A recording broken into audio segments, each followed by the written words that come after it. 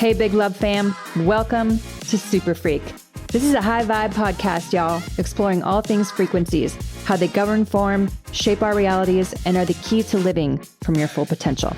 It's non-woo convos about super woo shit, unpacking what I call the science of self, from body and soul literacy to the power of understanding vibration, higher consciousness, quantum physics, and spiritual psych. Let this podcast become a resource for you on your journey to self-mastery. If you're curious and ready to free your mind, unlock the body, and truly become limitless, then you're in the right place. I'm your host, Talie. This is SuperFreq, awakening for the next gen. Let's go.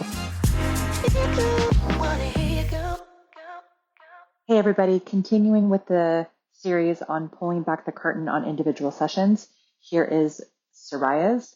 This was a great one. This is part of the offer that I have called 15-minute bangers. Enjoy. Hi, Miss Sariah. Hey, Talie. So drop on into your body. How have you been feeling, by the way? Amazing. Love that. Yeah. Yeah. So the things that were said on the last call resonating? Yes. Awesome.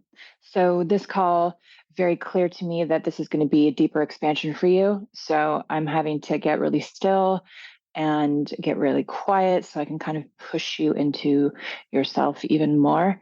And then we'll see what shows up after that. And if you have any questions, I can answer them for you always. So you know that.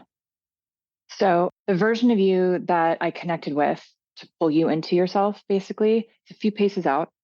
So this is going to integrate you and keep you on that trajectory of where you're headed and what you want to do with your life and how you want to share your gifts, that kind of stuff, while you continue to come more and more online. The nervous system has to calibrate around all of this work. So I'm essentially putting you in these baby frames, like kind of a capsule, frame by frame by frame, like second by second by second by second, on this particular trajectory that we've been talking about, locking you into that. Now, obviously, this is a moving field, right? Everything is constantly changing, moving, and you're moving within the field. So it's a really, really good exercise for you to like really, really hold the center of what you know yourself to be and who you are. So this kind of continues to lock in. What I mean by that is as you continue to recalibrate, you're kind of moving into these different chambers. So you don't blow out while you repixelate. It's basically gridding you within these little capsules, frame by frame by frame, on this particular trajectory that you're on.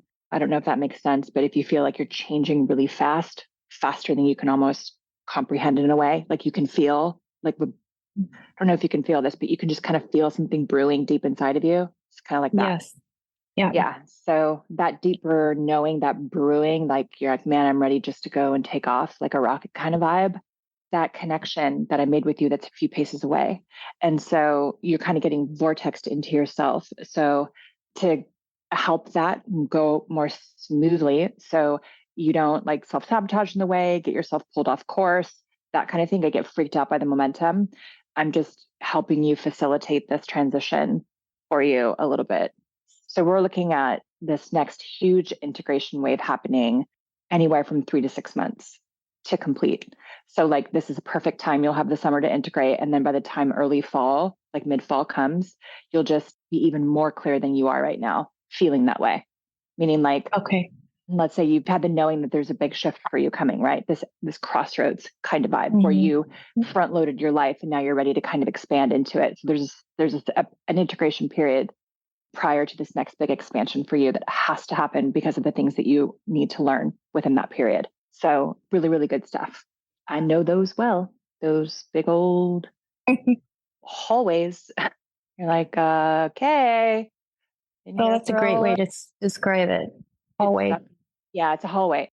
And you're safe in the hallway and there's multiple doors that you can go into, but you don't really care because you have your eye on the one that's at the end with the big bright light and all of that kind of thing. So I want to talk about the thought processes that you have, like this mental, like sometimes you can get into a mental block within yourself of, I don't know if this makes sense, but you're like, okay, well, I feel that and I want to do that thing, but like, how am I going to afford that thing? How is that going to materialize? Like, how am I going to get over there? Like the logic kind of comes in. Does that make sense? Uh-huh. I'm going to disengage that a little bit. It's actually coming through you. That's not you. This certainty scarcity pattern seems to be coming in from the maternal line. coming from a line of women that haven't ever really fulfilled their own potential or Mm. owned their gifts. Does that make sense, what I'm saying? Yes.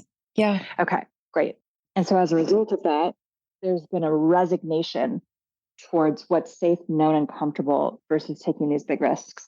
I'm looking at a couple lifetimes around France. I don't know if that makes sense to you, but Wow. tell me. Tell me. Yeah. I don't know either, but that resonates so deep within me. Yeah, France. Good. So Yes. these lifetimes that are particularly around this part of the region, there's been kind of this disempowerment.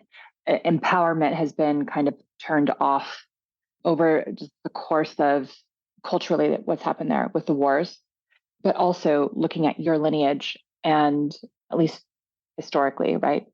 Anywhere from, like I'm looking at 1700 around there. Oh, Um, I see what you were asking. Yes, we come from France. Yes. oh, Is that what okay. you meant? Yes, ma'am. Yes. Oh God. Yeah. Okay. Yes, Yeah. for Okay, great. sure. So I was like, I'm looking at France. Does that resonate with you? So that's perfect. So I'm just going to clean up a few of these lifetimes where there's been this perpetual disempowerment frequency going on. And that will cause but also the line. If you look at just the frequency that undulates throughout the entire line, it will cause the line to second guess itself and choose an option that is more safe and secure and known, Uh, staying within the family line, than stepping out and breaking out of the paradigm. My sense is you're quite different from other people in your family, from others in yeah. your family, and Yes. uh, that's been confusing at times because it can feel like you're not necessarily understood or taken seriously or whatever. You have to kind of hide aspects of yourself to be able to fit inside Yeah. of the system. So Yes. this whole click, click, click, click, click, the versions of you that are that many clicks away kind of thing is about you owning who you are at a deeper level, like truly, and then sharing that so with like reckless abandon, basically. Like you're so locked into who you are, it doesn't matter what's in front of you. You have no problem owning that, regardless of what flails around you, regardless if it doesn't fit inside the family construct, regardless if people are uncomfortable around you. It really doesn't matter. It has like, that's none of your business because you have you. And that is where the party starts. That's where everything starts, is that place. It mitigates the confusion around how things are going to materialize for you. It mitigates all the concern and the thought processes around self-sabotage and making sure that you have your needs met in any way.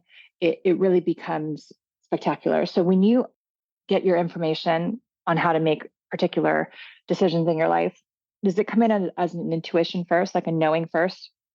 Yes. Okay. So I think on the last session, from what I can see, we worked a lot on upgrading and turning on the sight for you. Yes. This kind Yes. of Pleiadian aspect of you, this empath in you, where you can like really deeply sense what's happening around you.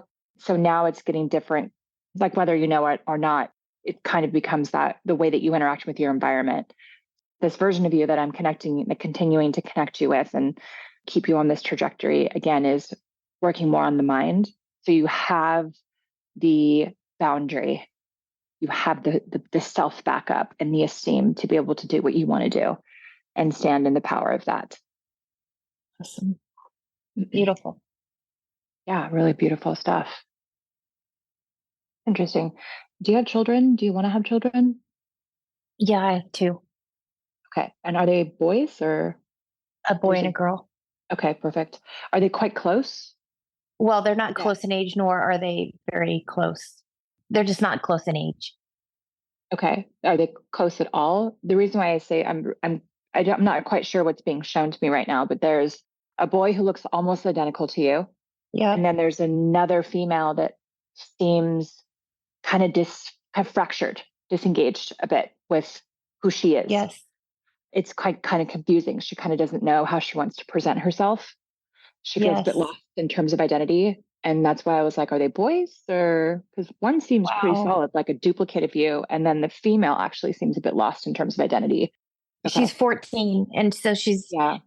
she's going through that right now. But Yeah. Okay. That makes a lot of that sense. describes it perfectly. Yeah. Yeah. Okay. So, yeah, so the boy seems really solid, just going to help him do that, come into his own a bit more. and Mhm.